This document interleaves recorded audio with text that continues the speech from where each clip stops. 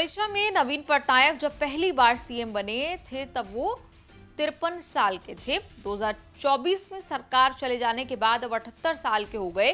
अब पता नहीं नवीन पटनायक इतने दूरदर्शी रहे कि कभी बीजेपी के साथ रहकर कभी दूरी बनाकर ओडिशा पर राज करते रहे, लेकिन अब बीजेपी को लेकर उनकी नीति उनके गले की फांस बनती जा रही है।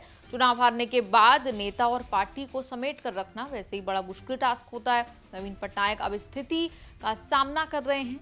जो कभी नहीं बोलते थे वो भी वार्निंग दे रहे हैं कि पार्टी ठीक से चलाइए वरना हम चले जाएंगे। 2024 में एक साथ दो चुनाव हारने के बाद नवीन पटनायक ने देश की राजनीति को लेकर दो बड़े फैसले लिए। दोनों फैसले बैकफायर कर गए।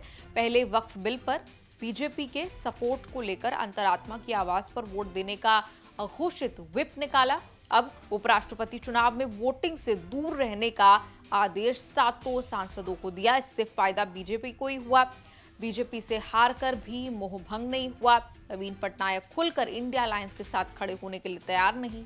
इंडिया टुडे की रिपोर्ट के मुताबिक उपराष्ट्रपति चुनाव से पहले नवीन बाबू ने दिल्ली में पार्टी के पॉलिटिकल अफेयर्स कमेटी और सांसदों के साथ बैठक की थी।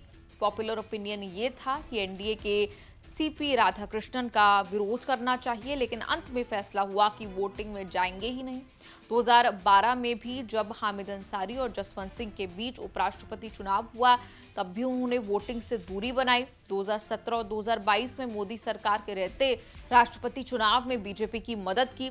वक्फ बिल के समय पहले फैसला किया कि सरकार के खिलाफ जाएंगे, फिर अंतरात्मा की आवाज पर वोट देने की बात कही, तब भी पार्टी में बगावत हुई। अब फिर बगावत के सुर तेज हैं। पार्टी के बेहद पुराने नेता प्रफुल्ल मलिक ने कह दिया कि जिस तरह से पार्टी चल रही है वो ठीक नहीं। पार्टी में हैं लेकिन पार्टी के कार्यक्रमों से दूर रहेंगे। अब ऐसे ही चलता रहा तो पार्टी से जाना पड़ेगा। उपराष्ट्रपति चुनाव के फौरन बाद भी बीजेडी को बड़े बड़े झटके लगे। पूर्व राज्यसभा सांसद एन भास्कर राव, पूर्व मंत्री लाल बिहारी हिमरिका ने हजारों समर्थकों के साथ बीजेडी से इस्तीफा दे दिया। दोनों नेताओं ने नवीन पटनायक के पिता बीजू पटनायक की लेगेसी बनाए रखने के लिए उनके नाम पर बीजू स्वाभिमान मंच नाम से नया संगठन बनाने का ऐलान किया। ग्रास रूट पर सरपंच, जिला परिषद अध्यक्ष, सदस्य, ब्लॉक अध्यक्षों के इधर उधर होने की तो चर्चा भी नहीं हो रही। राज्यसभा सांसद देवाशीष सामंत रे तो अरसे से कह रहे हैं कि पार्टी में चीजें ठीक नहीं चल रही। बीजेडी के लिए अगले 4 साल और चैलेंजिंग होंगे क्योंकि कोई चुनाव होना नहीं है।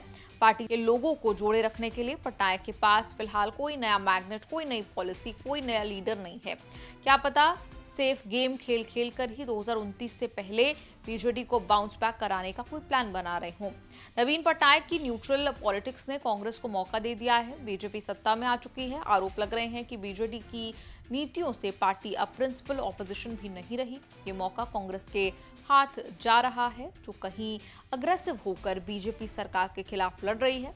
कांग्रेस को ये दोहराने का मौका मिल रहा है कि नवीन बाबू बीजेपी के साथ मिले हैं। ओडिशा में कांग्रेस ही असली ऑपोजिशन है। बीजेडी में पूर्व आईएएस वीके पांड्यन आंतरिक असंतोष के कारण रहे हैं। पांड्यन ने 2024 का पूरा चुनाव संभाला था।